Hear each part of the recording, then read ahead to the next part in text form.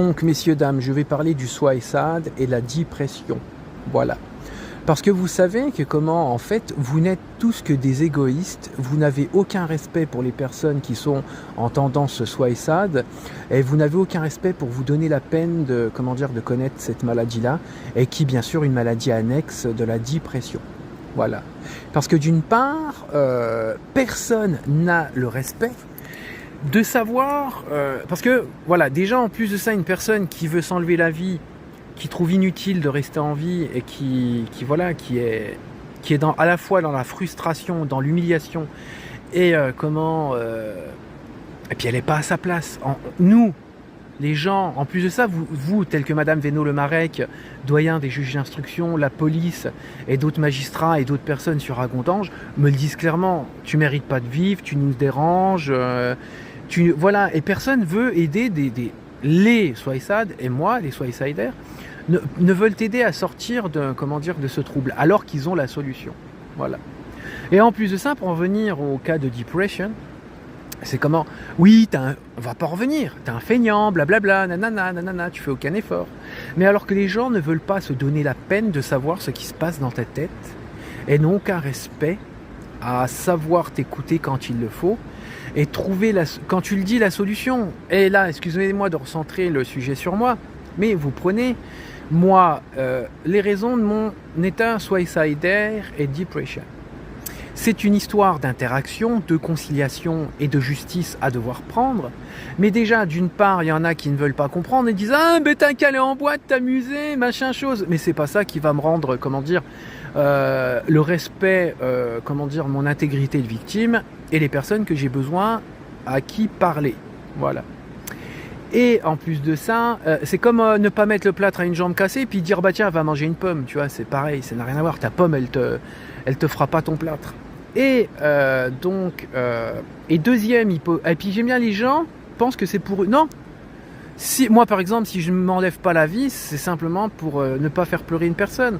Parce que vous prenez moi, déjà, je vais vous le redire une deuxième fois, ma mère est morte. Voilà. Donc raison de plus de ne pas rester sur terre. Voilà. Mais j'ai pas envie de faire pleurer mon père, je tiens à m'en occuper correctement. Est-ce qu'il ait une vie de retraité dans les meilleures conditions possibles. Donc voilà la raison pour laquelle je m'enlève pas la vie. Mais quand mes responsabilités familiales ne seront plus, en plus de ça, comme la police d'Épinal et d'autres, Madame Veynaud-Le-Marec, Monsieur Coin, David, me disent que je suis un encombrant, j'ennuie tout le monde et ils ne veulent pas. Et ils dissimulent mes agressions. Donc voilà, des gens comme ça, de manière implicite et explicite, me disent que je devrais m'enlever la vie et que je gêne. Bah, je vais le faire.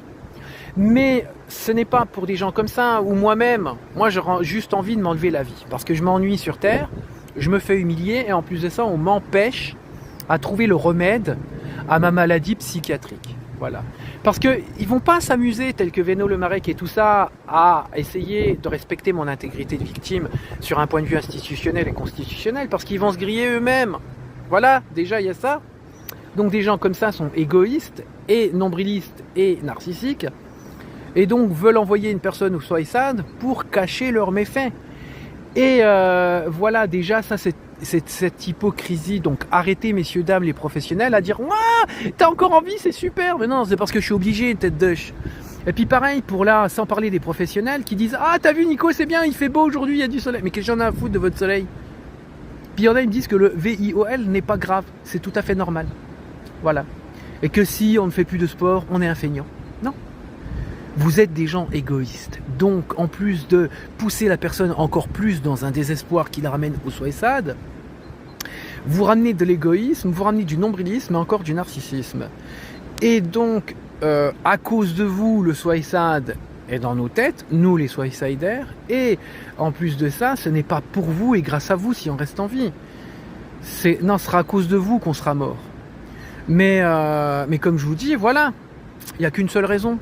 Et quand une raison n'est plus là, autant partir.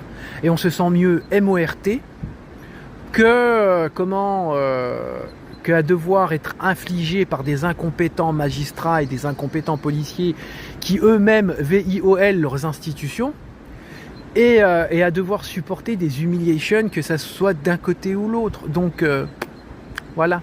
Vous ne comprenez pas, vous ne savez pas ce que c'est. Et sur une autre vidéo, j'expliquerai comment pouvoir s'enlever la vie. Mais pour ceux qui ont la chance de s'enlever la vie, enlevez-vous-la.